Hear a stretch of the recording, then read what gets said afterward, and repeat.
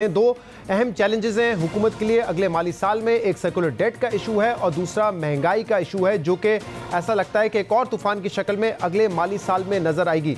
हमने 2 रोज पहले भी इस पर एक तफसीलन प्रोग्राम किया था कि इस वक्त हुकूमत ने पेट्रोल और डीजल की कीमत में जो लेवी की तादाद है उसको बहुत कम कर दिया है और इस वक्त हम देख रहे हैं कि इंटरनेशनल मार्केट में जो तेल की कीमत है $70 पर बैरल तक पहुंच चुकी है, लेकिन हुकूमत वो प्रेशर एब्जॉर्ब कर रही है, आवाम को ऊपर बोझ नहीं डाल रही और वो इस तरह से कर रही है हुकूमत के जो 30 रुपए तक लेवी चार्ज कर रही थी हुकूमत, अब उसको उन्होंने कम करके पेट्रोल पे 4.5 और 8.5 रुपए कर दिए डीजल पे, क्योंकि ये गुंजाइश हुकूमत के पास मौजूद थी, क्योंकि हुकूमत ने इनिशियल सालों में ज़्यादा लेवी चार्ज की थी। लेकिन अगले साल दोबारा जो लेवी का टारगेट है वो 600 अरब रुपए का होगा। इसका मतलब यह है कि अगले माली साल से दोबारा पेट्रोल और डीजल की जो कीमत है उस पर लेवी बढ़ानी पड़ेगी, जिसका डायरेक्ट बोझ आवाम पर आएगा।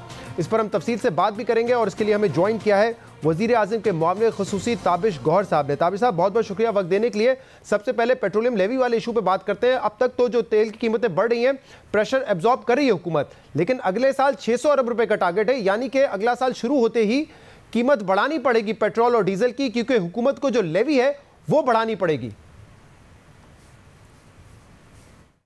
सही कहा आपने शहजाद। ये इस वक्त जो क्रूड ऑयल के दाम है वो $70 की बैरल को हिट कर रहे हैं और जैसे आपने खुद ही कहा 30 रुपए फी लीटर तक तो कानून में इजाजत है। इस वक्त वज़ीर आज़म ने इसको कम करके 5 से 8 रुपए कर दिया है। तो अगले साल अगर ये हम जो क्रूड ऑयल है उसकी कीमत में इजाफा बरकरार रहा तो यकीनन हमें कुछ पेचीदगियों का सामना करना पड़ जाएगा। इस वक्त तकरीबन पाकिस्तान की जो तलब है डीजल और पेट्रोल की वो 20 मिलियन टन है सालाना। हम आधा इंपोर्ट करते हैं और आधा खुद रिफाइनरीज हमारा प्रोड्यूस करती हैं। तो 9 से 10 मिलियन टन जब हम इंपोर्ट कर रहे हैं और उसकी कीमत अगर बढ़े तो यकीनन फिर पेट्रोलियम लेवी पर भी का मसला खड़ा हो जाता है हमारे लिए और उसको पूरा करने के लिए फिर हमने फिर GST को भी देखना होगा। इस वक्त ये बात बताना ज़रूरी है कि इस वक्त पाकिस्तान में जो पेट्रोल और डीजल की कीमत है वो हम चाहे ममालिक की निस्बत काफ़ी कम है परचेजिंग पैरिटी के हिसाब से। तो यकीनन एक चैलेंज है और इंशाल्लाह इसको अगले साल इसको फेस करेंगे हम लोग। अब साहब, तो ऑल्टरनेट क्या है? अगर इंटरनेशनल मार्केट में तेल की कीमतें बरकरार भी रहती हैं तब भी हमें लेवी बढ़ानी पड़ेगी और इस साल में भी जो शुरू के 5 महीने 30 रुपए चार्ज किया जा रहा था, तो यही दोबारा करना पड़ेगा या कोई ऑल्टरनेट है इसका? जी सही है। अप्रैल तक जो औसतन पेट्रोलियम लेवी की कीमत थी वो तकरीबन 23 रुपए फी लीटर जा रही थी, उसके बाद उसमें कमी की गई और अगर इसमें इजाफा नागजीर हुआ तो फिर देखना पड़ेगा कि कहाँ पे और कटौती की जा सकती है। इस वक्त हम एक स्टडी करवा रहे हैं पाइप के जरिए जिसमें ऑयल मार्केटिंग कंपनी और डीलर के जो मार्जिन है तकरीबन 6 से 7 रुपए पर लीटर हैं उसको भी देखा जा रहा है कि वहाँ पे क्या कमी ला जा सकती है। तीसरा जो हमारी रिफाइनरीज है वो क्रूड ऑयल इंपोर्ट करती हैं उस पर 5% वो कस्टम ड्यूटी अदा करती हैं, उस पर भी देखा जा रहा है कि उसको कम किया जाए। तो जहाँ पे इनडायरेक्ट टैक्सेशन है जहाँ वज़ीर आज़म साहब की खास तवज्जो है तो उसको कम किया जाए और जैसे मैंने पहले कहा अगर GST तो 17% है एंड प्रोडक्ट पे उस पर भी नजरसानी की जा सकती है ताकि जो महंगाई का जोर है वो ज़्यादा पकड़े ना। दूसरा जो चैलेंज है वो सर्कुलर डेट का है। आपसे कई मरतबा इस इशू पर बात होती रही है। अब जो प्रोजेक्शन सामने आ रही है वो ये है कि अगले माली साल में सर्कुलर डेट में जो इजाफा है, जो टोटल स्टॉक है उसमें मजीद इजाफा हो सकता है, वो 2700 अरब रुपए तक जा सकता है और इसकी एक बड़ी वजह यह है कि जो सब्सिडी पावर डिवीजन चाहता है जितनी मिले 500 अरब रुपए की उतनी मुख्तस नहीं की जा रही, 300 अरब रुपए की बात कर रही है, जिसका मतलब है कि 200 अरब रुपए से मजीद जो आपका स्टॉक है वो पाइल अप होगा।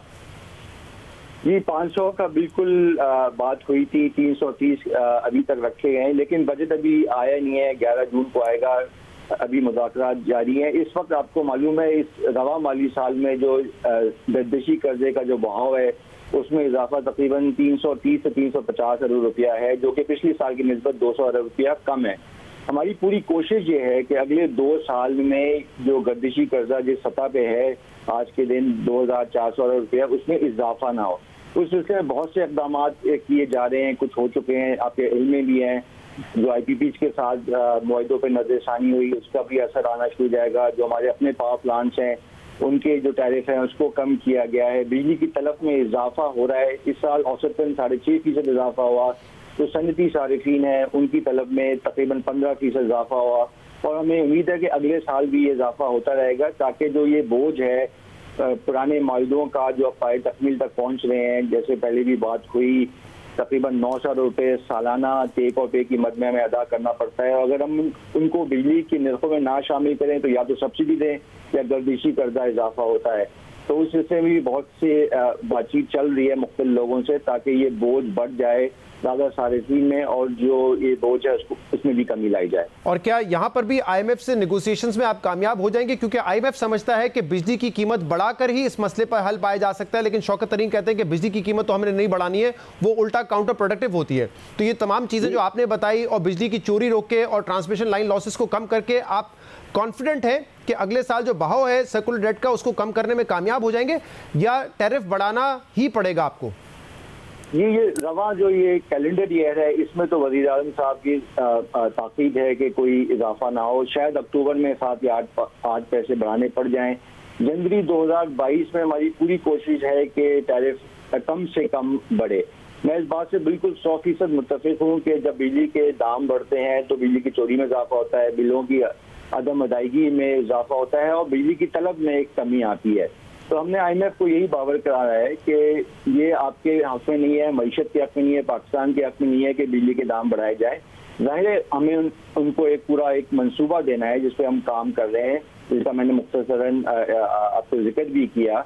IPPs के साथ 2015 के जो मुआहदे हैं उस हवाले से भी कुछ बातचीत चल रही है कि वहाँ से कुछ पैसे लिए जाएं और सब्सिडी की मद में सारिफीन तक मुंतकिल किए जाएं। और इस हवाले से जो डिस्ट्रीब्यूशन कंपनीज की आपने बात की, ये फैसला हो गया है, काबीना ने कर लिया है कि इनके जो उमूर हैं, बागडोर हैं, वो निजी शोबों को दे दी जाएंगे। अगले 1-8 साल में आप देखिएगा कि इनके उमूर फिर निजी शोबा ही उनको संभालेगा और उससे कमी आएगी। हमने 2 साल के वक्फे की मुद्दत में कोशिश हम कर रहे हैं कि जो बिजली की बिलों की की अदायगी है उसकी शरह फीसद 90 से 95% कर दें और जो खसारा है वो 17.5% से कम करके 15.5% पे ले आएं।